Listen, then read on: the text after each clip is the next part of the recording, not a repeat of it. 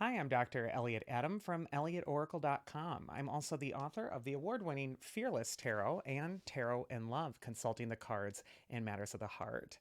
And if you appreciate my empowering approach to tarot, you're absolutely going to get a lot out of these books. And in fact, I have a few signed copies available on my website, ElliotOracle.com, if you're looking for the perfect gift. So it is time for this week's Oracle Reveal. Yesterday on Instagram, I placed up a photo of three different animals and I asked you to use your intuition and just ask yourself which animal's calling to you because that animal has your message. And the three animals were the panther, the hummingbird, and the koala. So if you're just joining me now, ask yourself which animal is really calling to your inner spirit because that animal has your message. First, we have the panther, and this card says, reclaim your power. And Panther can absolutely be about getting your power back. But the Black Panther, especially, is associated with the shadow. And sometimes we avoid the shadow. It's a dark place. It makes me and others face things that we don't necessarily like to see in ourselves or in other people. And yet, it's in the dark places that some of the most profound healing actually takes place. And if you can look at your shadow without being afraid of it, it can really give you the power to overcome fears in other aspects of your life as well. So, if you're attracted to Panther this next week, it might be a time where the answer you're looking for is found in the uncomfortable place. And too many times we're taught to just medicate ourselves and distract ourselves from the uncomfortable truths that are going on. And yet, the Panther is saying that there's something courageous within you that's trying to come to the fore through facing your shadow. First card for Panther is where it's best to place your focus. And we get the Ten of Pentacles. And the Ten of Pentacles has to do with the community. It has to do with the organization, everybody working together as a whole. Sometimes this card can also indicate that cooperation is needed. And it's almost like you're needing to straighten out your own shadow. You're almost needing to confront your own fears before you are addressing the community, before you're doing something for the group. The Ten of Pentacles can also indicate support systems, family, people that really just have your back. And so, even if you're dealing with some shadows or some fears, this might be a time when you're really also seeking out support from your community, from your loved ones, from the people that you're trusting the most. But I just kind of feel like, just because you're facing a shadow doesn't mean that you have to do it all alone. This might be a time to really reach out for that support because there is a sense of solidity here. And this thing is going to be more powerful than whatever fear you're facing. And then we have the advice from your inner wisdom, and we actually get the Queen of Swords. And the Queen of Swords is a master of transforming the energy from feeling victimized by life to feeling victorious over it. She wears the butterfly crown, which means that she's counted upon to create change. And she can change organizations or even habits, things that you might have been looking at that have been keeping you disempowered. The Queen of Swords just cuts through the BS and does what needs to be done. She is also unique among the court cards in the sword suit in that she just has one solitary lone bird above her crown there in the distance. All the other court cards from the sword suit have like a flock of birds or at least two other birds. She alone has one. And what that can indicate is that this is a time where you're really doing that self work. You may need to seek out that support from others, but in the end, it's all about you grabbing your power back. It's all about you taking charge of your own life and also looking at things in a very cerebral way where you're just very clear. This is logically what's happening, this is what the evidence points to. And so I need to make that decision based on that.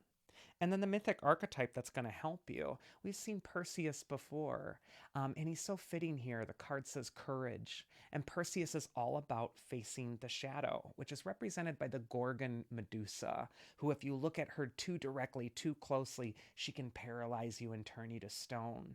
And Medusa can represent those fears that can paralyze us. And yet we need to look at them, we need to face them. And the way Perseus does is not to look directly at her, but to use his mirror shield.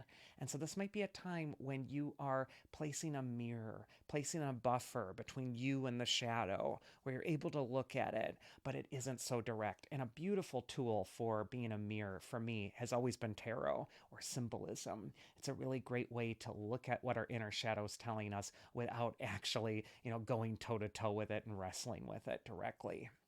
And so that is the Panther. And now we're going to go into the Hummingbird spirit. And this card says, be here now. And Hummingbird could just tell you to be present this next week. Be aware of where you're at. It's also an archetype of joy in the animal kingdom. So if you're attracted to Hummingbird, this might be a time to seek out your joy. Seek out the thing that brings you pleasure, happiness.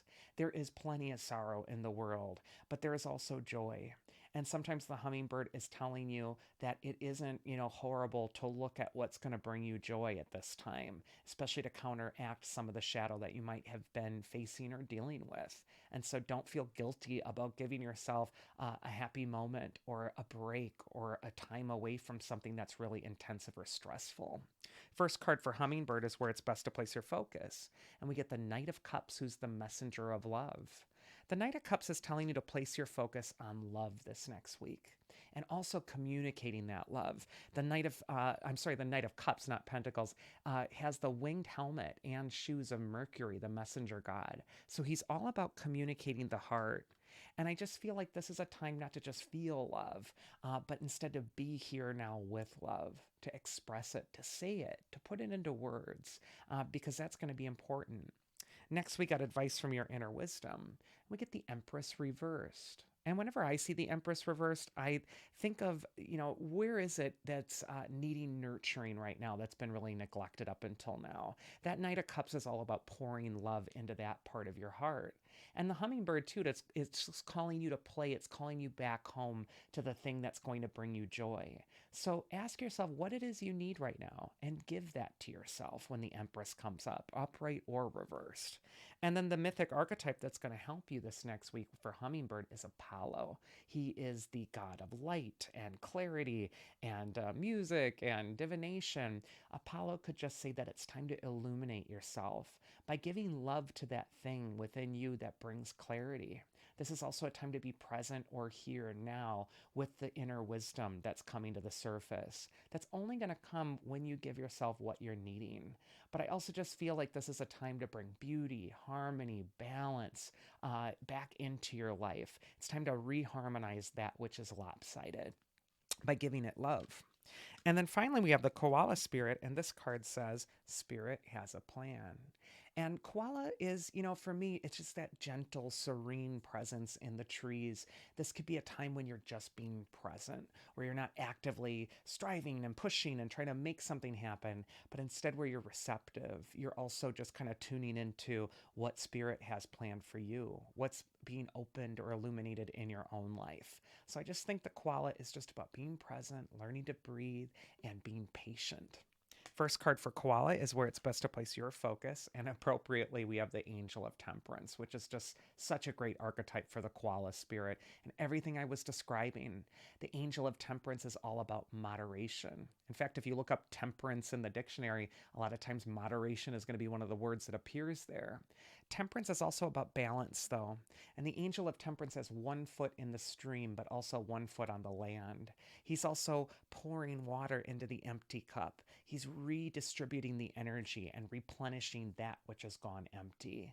This is a great week of healing for you. Give yourself some tender, loving care, and also just be gentle, be moderate with the changes you're trying to make right now. Advice from your inner wisdom is actually the Fool card, another major arcana card. So for Koala, this could be a time when you're really going through something on a more spiritual level, an internal level. And the Fool is telling you to take a chance on the thing that you know you need to do. The Fool is called out to adventure, and he's not concerned with how is it all going to work out. He takes that dive, he takes that leap of faith. And it's because he understands with his white rose that Spirit does have a plan, and it's going to catch him, and Spirit's going to catch you too. And then we finally got the mythic archetype that's going to help you. And we got Orpheus, who goes into the underworld and uses beautiful music to even charm the king of the gods in the underworld to set his love free. Orpheus could be telling you about the healing power of music at this time. And it might also just be a time where you're really starting to look at the shadow and ask yourself what you're needing and then take that leap of faith toward it. And that is this week's Oracle. I do hope you enjoyed it. If you did, you can always check me out at elliotoracle.com and schedule a reading with me there. Otherwise, I'll see you next week.